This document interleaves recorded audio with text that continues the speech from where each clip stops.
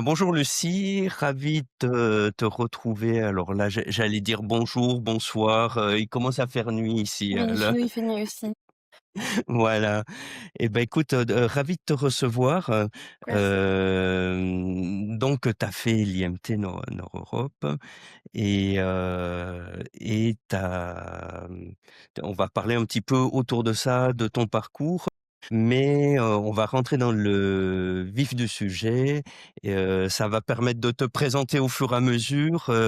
Mais déjà, comment tu as choisi, ta spécialité à l'IMT? Ouais, pour commencer, j'ai fait, donc un lycée, à l'époque, général, donc un bac S classique et suite à ça, j'ai fait une classe prépa, PCSI, PC et du coup, à l'issue des 2 ans, du coup, c'est le moment où on choisit, les classements par école et donc c'est le moment où on s'intéresse, à quelle spécialité, on voudrait, voilà, explorer et c'est vrai que j'avais vu du IMT Nord-Europe, plasturgie et matériaux composites, option alternance. Donc c'est vrai que, bah, ça m'intriguait un peu parce que, bah, quand on sort de prépa, le parcours classique, c'est de faire, on va dire, une école, full en initiale. Donc c'est vrai que cette option alternance qui était quand même chose nouvelle parce que j'étais la deuxième personne de ma prépa à s'être lancée dans ce genre de cursus. Donc ouais, non, je m'étais dit: «Bah, plasturgie et matériaux composites, je connais pas». Moi, j'aimais beaucoup la chimie et c'est vrai que, bah, on m'avait dit: «Ouais, la chimie, c'est un petit peu bouché» et c'est vrai que, bah, la plasturgie, matériaux composites, j'ai regardé les brochures et les différents programmes, de la filière et c'est vrai que le planning avait l'air intéressant. Je connaissais pas du tout la plasturgie, ni les matériaux composites, en prépa, donc c'est vrai que je me suis dit: «Bon, bah, pourquoi pas, tenter l'aventure?» et puis voilà, ça m'engage à rien, donc non, bonne expérience à prendre. Et donc c'est une matière finalement qui t'a plu, et jusqu'au bout, quoi? Bah, pas du tout. Au début, je connaissais pas du tout, je m'attendais C'est vraiment. personne nous écoute, hein, c'est le moment de balancer. Oui, non, non, c'est vrai que je m'attendais enfin, du coup, il y a eu un petit gap entre, moi, j'étais surtout venue pour les, matériaux composites au début, plus que la Mmh. plasturgie, donc je m'attendais plutôt à un 50-50 ou à peu près moitié-moitié et c'est vrai que, bah, dans la filière, il y a eu quand même beaucoup plus de plasturgie que de matériaux composites, donc bon, c'était un peu le petit flop, mais c'est vrai qu'il y en a qui ont beaucoup aimé la plasturgie, donc pour eux, c'était très bien. Bon, bah, pour moi, c au moins dans ce cas-là, je peux dire que je n'aime pas spécialement la plasturgie parce que j'en ai fait du coup. C'est vrai que, ouais, moi ce qui m'attirait, beaucoup au début, c'était les matériaux composites, mais du coup, grâce à l'alternance, j'ai pu, explorer ce côté qui n'a pas été tant que ça exploré à mon sens, par l'école. Donc c'est vrai Sur les que matériaux composites, hein? ouais, c'est ça, tout ce qui était, polymère, chimie, ce côté pratique. Parce que c'est vrai Mmh. qu'on avait beaucoup de TP, à l'école et c'était plus porté sur la plasturgie, les machines, les presses, les process, mais du coup, on n'a D'accord, pas eu ouais. tant que ça, sur les matériaux composites et les polymères. Donc c'était plus les matériaux, je dirais, si je comprends bien, qui t'intéressaient, c'est ça? C'est ça, Que le process industriel? c'est ça. Moi, de base, j'étais plus, voilà, je voulais faire des expériences, je voulais voir un peu comment ça se passait dans les différents labos et voir les matériaux. Donc i on retrouve quand même ce côté-là dans la plasturgie, mais pas autant que je l'aurais souhaité. C'est vrai que du coup, dans le côté, matériaux composites et polymères, bah, je le retrouve, beaucoup plus. D'accord, OK. Et tu nous disais que tu avais choisi l'alternance, tu étais la 2e de la série, hein, c'est C'est ça, hein? ça. Et donc tu as essuyé les plâtres? Oui, Et non, c'est vrai que, non? bah, au début, en prépa, moi, on m'avait beaucoup mis en tête que enfin même des promos d'avant qui étaient là, que voilà, alternance, c'est pas, on va dire, 100 théorique, donc entre guillemets, c'est peut-être les gens qui ont des difficultés ou qui ne sont pas les Les meilleurs, premiers de la classe. qui voilà, qui partent dans les métiers, on va dire, ou en tout cas qui partent dans quelque chose qui n'est pas 100 théorique. Mais c'est vrai que, bah, à ce jour, je regrette pas du tout parce que l'alternance s'est vachement développée. Moi, je suis rentrée en école d'ingé en 2021. C'est vrai que là, on est en 2025 et l'alternance, c'est quelque chose qui est devenu un peu un must aujourd'hui sur le marché du travail. Les entreprises sont vraiment très gourmandes de ça.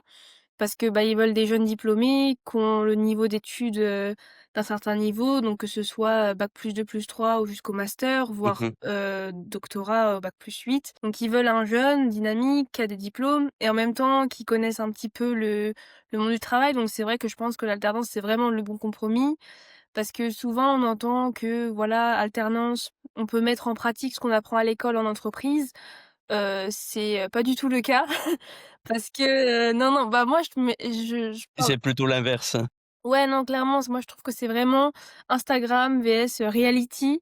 Parce qu'à l'école, on t'apprend vraiment, voilà, dans un projet, tu dois faire ça, ça, ça, tu peux mettre en place ça, mais ils prennent pas forcément en compte toutes les contraintes industrielles, que ce soit le budget, le personnel ou le temps ou les ressources et cetera. Puis même, il y a la situation actuelle, économique et géopolitique qui est pas du tout la même qu'il y a 5 ans. Donc c'est vrai que, bah, tout ce qu'on apprend à l'école, c'est intéressant, mais c'est pas forcément applicable et c'est vrai que moi aussi, au début, j'étais un peu en mode: «Oui, bah, moi, j'aimerais beaucoup faire alternance, comme ça, je pourrais, vous apporter mes connaissances, théoriques, sur le terrain». Pas du tout, hein, ça s'est pas du tout passé comme ça. C'était plutôt bon, l'école, c'était bien, l'école, on t'apprend tout beau, tout rose, tout roule bien, mais c'est vrai que sur le terrain, ça n'a rien à voir. On t'apprend pas forcément à te comporter, entre guillemets, «comme un salarié», à avoir les bons us et coutumes et cetera. Donc c'est vrai que l'alternance sur ça, bah, c'est la meilleure école, en fait. Ouais, bah, c'est assez prisé. Moi, il y a ça porte pas le nom d'alternance. Moi, j'avais connu ça il y a très, très, très, très long j'ai la barbe blanche, hein, qui me permet de dire ça. Même jusqu'au doctorat, on appelait ça les bourses CIFRE où finalement c'est de l'alternance quoi, là où tu es à moitié sur ton doctorat. Enfin, tu fais ton doctorat en entreprise quoi. Effectivement, ça permet de donc toi, ça tu t'es bien retrouvé dans le système de l'alternance quoi? Ouais, je pense si je devais conseiller aux jeunes qui sortent de prépa ou même, de licence ou de BUT maintenant, moi je leur dirais oui, aller vers l'alternance parce que, bah, truc tout bête, mon père qui manage des gens, des fois il a des jeunes ingénieurs qui postulent et qui ont fait, 100 la formation initiale et ben, il ressent le gap entre un jeune, qui a fait peut-être un niveau d'études plus bas, par exemple un BUT, mais qui a fait le BUT en alternance, vs le jeune qui a fait 5 ans d'études full en initiale, bah, il y a un gros gap, qui il y a pas photo, en fait. Je suis d'accord, faut toujours écouter son papa. Toujours écouter les parents. Ouais, je prêche pour ma paroisse. Et donc on reviendra sur l'Allemagne parce que ça se voit pas sur l'image, mais là, tu es en Allemagne et tu es parti, faire ton alternance en Allemagne, hein, c'est ça? Alors de base, je faisais mon alternance à Alstom à Crespin, donc dans le nord de la France. D'accord, Donc c'était avec, l'école, donc pendant 3 ans, donc c'est à peu près, moitié du temps en école, moitié du temps en entreprise, donc 50-50. Et en fait, en 2e année d'école d'ingé, on doit faire un stage à l'étranger pour valider le diplôme. Donc, d'accord. le programme Erasmus qui est très connu aujourd'hui. Donc je l'ai Mmh. fait, ce programme et du coup, bah, on peut choisir, le pays, l'entreprise, qu'on souhaite. Donc pour ma part, moi, je l'ai fait à Düsseldorf en Allemagne, chez un des fournisseurs parce que je voulais pas forcément faire mon stage chez Alstom, je voulais voir autre chose qu'Alstom. Donc je suis allée Mmh. chez un des fournisseurs, de colle vu que c'est, bah, mon domaine, les adhésifs. Et je l'ai fait à Düsseldorf en Allemagne, donc c'était 4 mois et c'est vrai que, bah, là, j'ai beaucoup aimé du coup la vie allemande, à Düsseldorf. Donc j'étais avec aussi des stagiaires, étrangers qui faisaient également un Erasmus programme ou des études là-bas, donc c'est vrai qu'il y a une vie de jeune très dynamique, étudiante. La ville de Düsseldorf est également très dynamique et très sympa pour les jeunes. Là-bas, beaucoup de gens parlent anglais, donc c'est vrai que, bah, moi, pour le coup, j'ai pas appris l'allemand à l'école, j'ai appris l'espagnol, donc c'est vrai que j'avais un peu cette appréhension de: «OK, j'arrive dans un pays où je ne parle absolument pas la langue». Je comprends rien. Ouais, non, mais non, clairement pas et c'est vrai que, bah, à l'école, j'étais en mode: «Waouh, l'allemand, ça a l'air super dur» et c'est vrai que là, j'étais en mode: «Ouais, c'est vraiment pas évident». Et c'est vrai que, bah, ouais, j'ai commencé un petit peu à apprendre l'allemand en 4 mois, bon, des choses basiques, mais voilà, j'ai beaucoup parlé en anglais, du coup, vu que, bah, c'est français et c'est compliqué en Allemagne, donc c'est un peu anglais ou rien. Donc Mmh. non, c'est vrai, j'ai beaucoup progressé en anglais, du coup, je me suis un peu lancée également dans l'allemand et c'est vrai que, bah, j'ai beaucoup aimé la vie là-bas, donc après, du coup, je suis revenue en France finir mon alternance et dès que j'ai eu mon diplôme, bah, je me suis dit: «Bon, bah, allez, j'ai envie de recommencer» et je suis repartie, du coup, en Allemagne. Il y a des rythmes, bah, on en parlait juste avant de démarrer le podcast où les rythmes sont pas du tout les mêmes, où, Non. typiquement en période de Noël, parce que là on enregistre, Mmh. un petit peu à l'approche de Noël où les gens partent en congé beaucoup plus tôt finalement qu'en France, quoi. Ouais, parce qu'en fait, la différence, c'est que en Allemagne, les gens commencent beaucoup plus tôt qu'en France. Je dirais qu'en France, on commence en général autour de 8h, voilà, on est au bureau autour de 8h. Les gens en Allemagne commencent, autour de 6h30, 7h, dans ces environs-là. Donc, Oui, d'accord, ouais. ouais, bah, Ah par oui, exemple, c'est moi, je vraiment tôt, commence ouais, ouais. à 6h15. Enfin, moi, je peux commencer en fait, je peux arriver entre 6h et 8h30 au boulot. Mais moi, D'accord. j'arrive à 6h15 parce que, bah, 6h ça fait un peu tôt, mais 6h bien dans le sens où, bah, si je veux partir à 15h, je pars. J'ai fait mon quota d'heures. En fait, le 8 heures en France, il est à 6h30, 7 heures en Allemagne. Donc D'accord, c'est mais vrai que de c'est beaucoup mieux parce qu'après, bah, tu peux faire du sport, tu peux sortir avec tes amis, tu peux faire, tes courses et cetera. Tu pas pris par le temps, donc c'est vrai que c'est vraiment bien ce rythme. Enfin moi, j'aime beaucoup ce rythme de vie-là. et du coup, quand tu fais une nuit blanche, tu sors, c'est jusqu'à minuit, hein? Ouais, ouais, bah, Après par contre, je me couche toujours plus après tôt. c'est déjà le matin, quoi. C'est ce que j'ai un peu plus tôt. Moi, quand j'étais en France, ouais, je commençais autour de 8 heures, 7h30, 8 heures, bon, plus 8 heures quand même. Mais voilà, je me couchais vers 23h30, minuit. Mmh mh. Là, 22h30, 23h, bah, ouais, je suis au lit, quoi. Et quand on préparait le podcast, tu me disais que tu te sens vraiment bien en Allemagne et que c'est pas juste comment j'ai envie d'y passer quelques années puis d'aller voir ailleurs. Tu te vois bien rester de manière Oui. durable ici, quoi? Oui, oui, non, vraiment, je me sens bien en Allemagne. Les gens, bah, sont cool, ils enfin, du coup, moi, j'apprends l'allemand, donc les quand eux me voient apprendre l'allemand, essayer de leur parler en allemand, du coup, bah, ils trouvent ça marrant, du coup, forcément. Enfin, ils te regardent avec un bon œil, quoi, donc c'est vrai Ouais, que, ouais. bah, aussi le challenge de la langue, du coup, parce que je me suis lancée dedans, donc j'aimerais bien finir et c'est vrai que, bah, voilà, tous les efforts que j'ai mis pour apprendre l'allemand, j'aimerais bien que ça serve à quelque chose, un peu plus qu'1 an ou 2. Car c'est pas évident, enfin moi personnellement, l'allemand ça va maintenant, mais c'est vrai qu'au début, il y a beaucoup de bases à apprendre, qu'on n'a pas en France, donc bon ça aide un Quand on peu parle parce que français, ouais, c'est difficile. ouais, après quand tu parles l'anglais ça va parce qu'il y a quand même quelques similitudes, mais les structures de phrases n'ont rien à voir avec Mmh. celles qu'on connaît, que ce soit anglais ou français.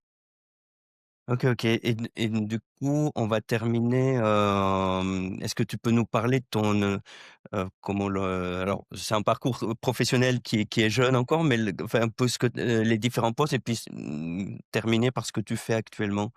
Et tu fais des choses que j'imaginais même pas. Non, moi non plus, je connaissais pas ça avant. C'est vraiment l'alternance qui m'a tout fait découvrir. Parce que tu m'aurais dit il y a 6 ans: «Oui, tu seras ingénieur dans les adhésifs», j'aurais fait: «Ah ouais?» en mode, ouais, j'aurais pas cru, quoi. Mais Mmh. non, non, ouais, donc qu'est-ce que j'ai fait? Donc j'ai fait donc Aujourd'hui, tu colles des trains. ouais, Mais on y reviendra. en gros. Non, j'ai fait donc à Crespin, j'ai fait mon apprentissage pendant 3 ans. Donc j'ai fait Mmh. adhesive bonding and specialist engineer donc en alternance. Ensuite, du coup, je suis repartie en Allemagne chez Henkel, donc un de nos fournisseurs de colle, en recherche et développement pour les silicones et les silicone modified polymères. Suite à ça, c'est Je te crois. une famille de chimie d'école Ceux qui connaissent, connaissent. et ensuite, suite à ça, je suis retournée à Alstom en Allemagne, donc à Cassel, donc de Mmh. janvier jusqu'à octobre en tant que bonding expert, donc expert, en colle Mmh. et depuis novembre, du coup, j'ai juste été mutée de site, donc là, je suis sur le site de Alstom à Salzgitter. Voilà. D'accord, et aujourd'hui donc tu fais quoi, donc j'ai dévoilé un peu, tu colles des trains. Plus plus concrètement? Oui, donc du coup, là, du coup, j'apprends encore le job parce que le job, c'est pas un job qu'on peut apprendre et c'est de l'expertise, donc ça demande du temps, des années d'expérience et beaucoup d'apprentissage. Mais en gros, nos missions, donc avec mon équipe, c'est on doit qualifier les différents assemblages des trains parce que, bah, c'est très peu connu, mais beaucoup de choses dans un train sont collées.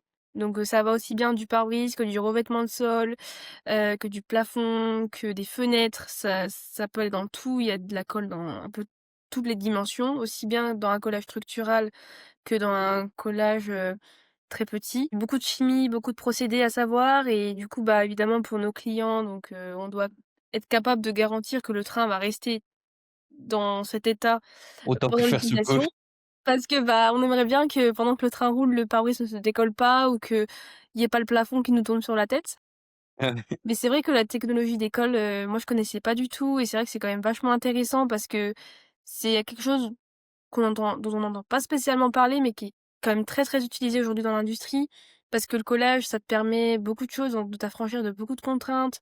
Tu peux joindre différents substrats de différentes natures. Tu peux également gagner en poids parce que du coup le gain de masse, c'est quelque chose de non négligeable parce qu'après il y a tout ce qui s'ensuit, donc gain d'énergie, consommation et cetera.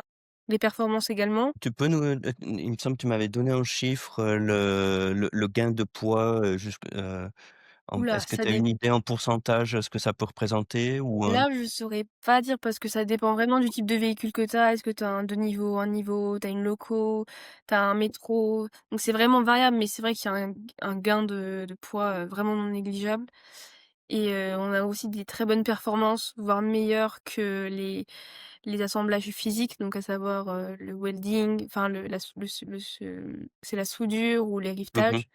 Donc et puis même d'un aspect esthétique, c'est plus beau de voir quelque chose qu'on ne sait pas t entre guillemets «comment c'est assemblé» que de voir un vieux boulon au milieu, de l'assemblage. Donc non, c'est vrai que le collage, c'est quelque chose qui est en pleine expansion aujourd'hui. Il y a beaucoup de gens qui travaillent dessus et ça se voit pas forcément, mais on l'utilise dans la vie de tous les jours. Donc là, je vous parle des trains, mais par exemple, sur les aliments, sur les par exemple, tout ce qui est étiquette, c'est des adhésifs également, que ce soit dans votre voiture, que ce soit dans vos vêtements. Enfin, on retrouve vraiment des adhésifs sous toutes les formes et au quotidien. D'accord, d'accord. Eh ben, écoute, c'était super intéressant. Est-ce que, il y a des choses ou pas par rapport à l'Allemagne, par rapport à ton activité, l'alternance, tu voudrais qu'on retienne quoi de notre échange?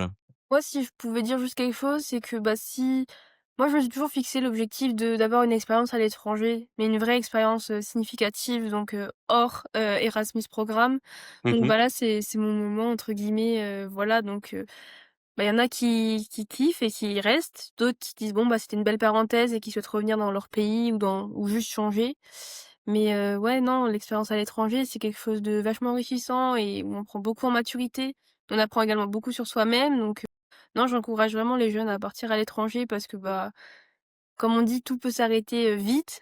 Donc Mmh. faut pas tout le temps remettre au lendemain ce qu'on peut faire aujourd'hui. Donc bah, dans mon cas, moi, je l'ai fait assez vite, mais c'est vrai qu'il y a plein d'alternatives. On peut faire de l'humanitaire, comme des VIE, donc volontariat international à l'étranger, ou partir comme moi en con OK.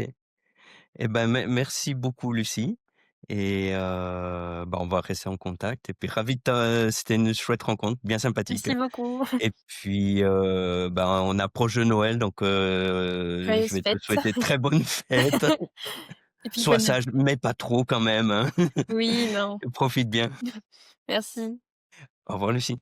Au revoir.